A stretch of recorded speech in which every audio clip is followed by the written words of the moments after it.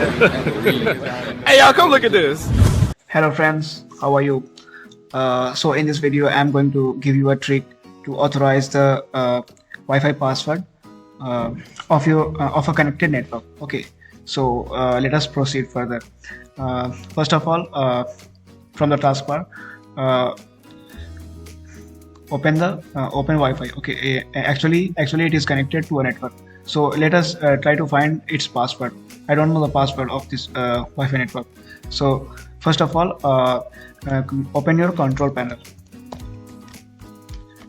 So here I got the dialog box. Okay, so now click on network and internet, and after this click on network and settings center, and next to this in the leftmost side of this dialog box, click on change adapter settings. Okay, now click on Wi-Fi. Okay, and further click on wireless properties. Now you have to click on security option. Okay, now here you can see this password in hidden format. Now check mark this box. Now you will get the password of your Wi-Fi, and this was method without using a command prompt.